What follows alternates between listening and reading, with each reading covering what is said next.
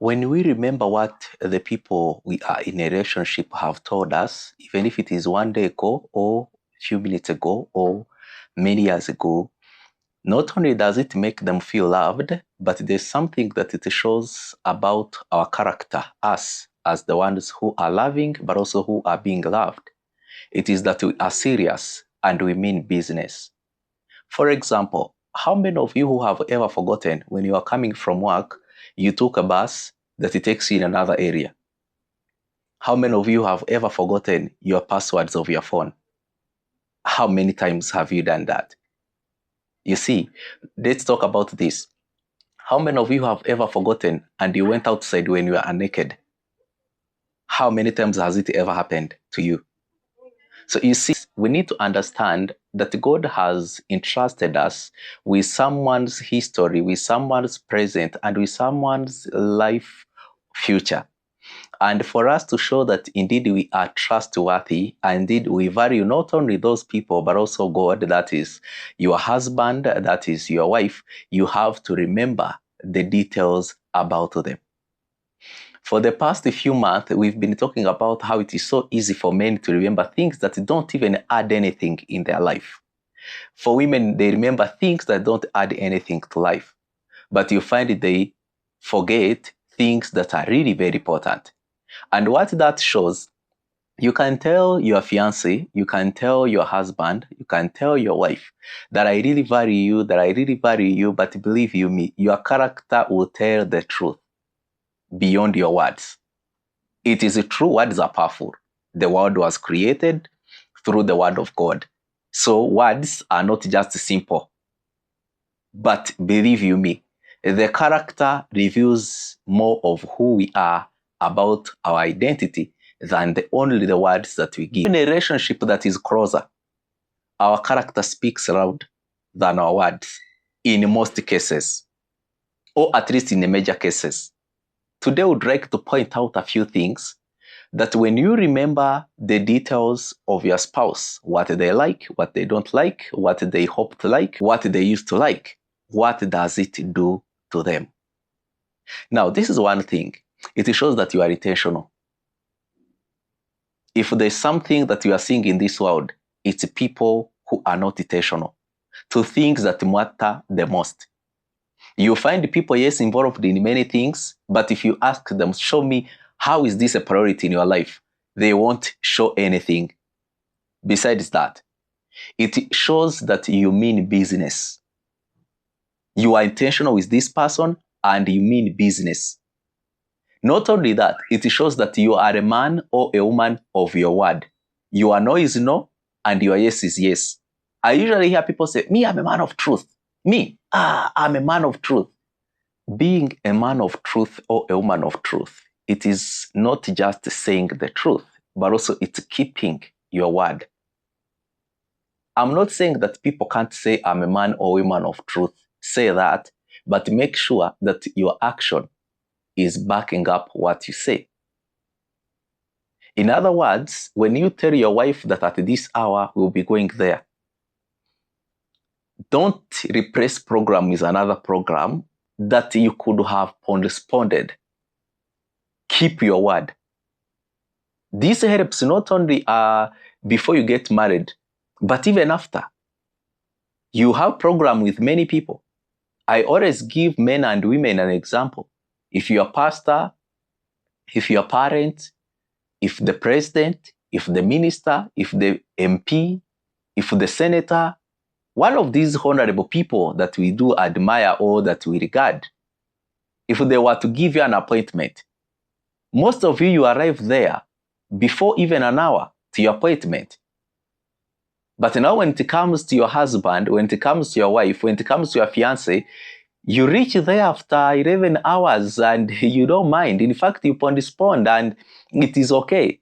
But guess what? Your conviction is lying to you. It is not okay. Your convictions are wrong. The system has taught you how not to value the things that ought to be valued. Another thing that it shows them, besides them feeling loved, it also shows them that you do care. Let me tell you, I can talk all of these words and everything. We can praise our wives and our husbands. We can write poems. But if those things don't communicate caring, then there's something wrong. Another thing, when we remember, what does it communicate? It communicates that we are thoughtful to them. You know, when a wife or a man is saying that she doesn't love me, he doesn't love me, what do you think these couples mean? For us, sometimes we think they talk about he has never bought a car or she has not given him sex every day. No, sometimes it's those simple things.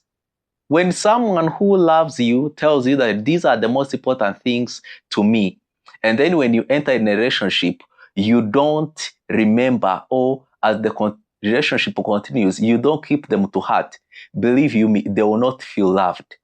They will feel scammed. They will question your character. And as well as you might want, why are they questioning my character?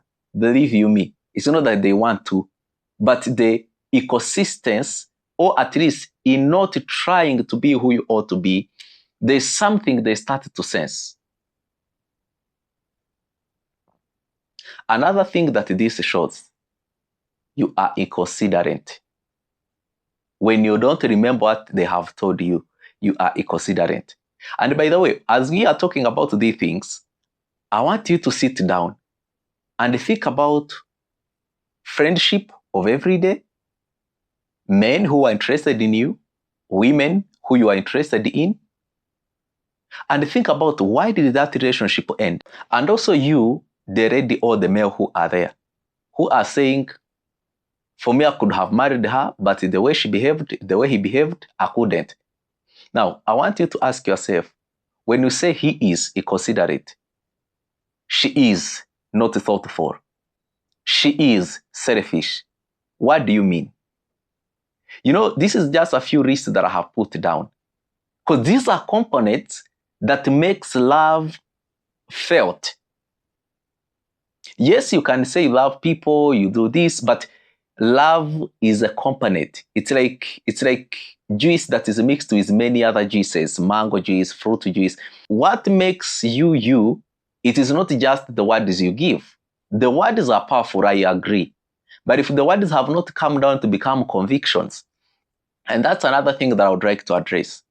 One of the things that I'm realizing in this generation, people, they are getting to learn this knowledge, not so that it can become default, no, but so that it can become just head knowledge that people can exchange when they are going to be dated or to date.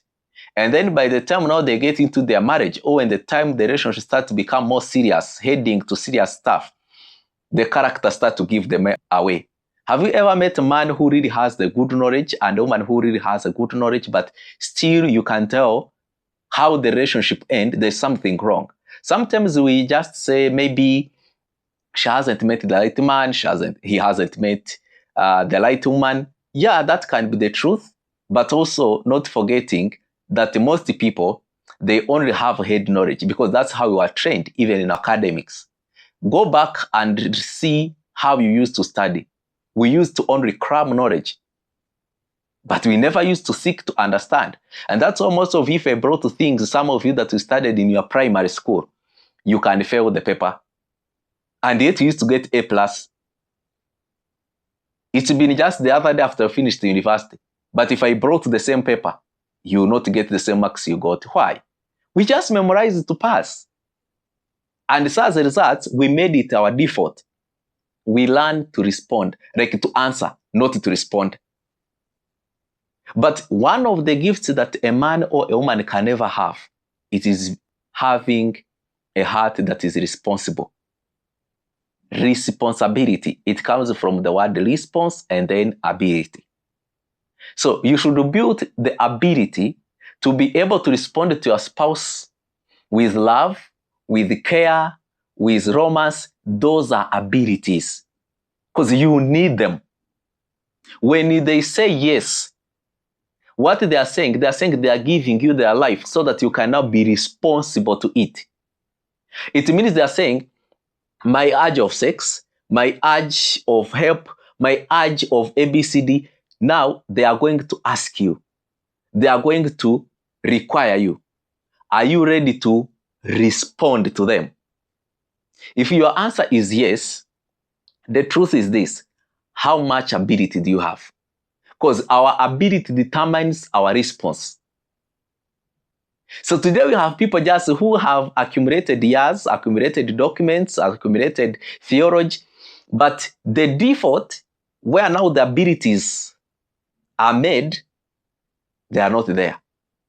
So you meet a guy, good suit, sometimes even too clean, even his house or her, even you meet a lady whose house is clean. But now when you go into their character, into how do they respond to anger when you wrong them, how do they forgive when they wrong you, how do they ask forgiveness, their perspective about life, you find it has no revelation of Christ.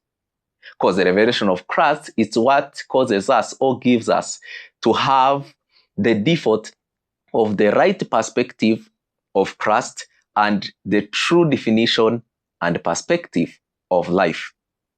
But now, because that is not there, guess what we are having? Guess what we are receiving?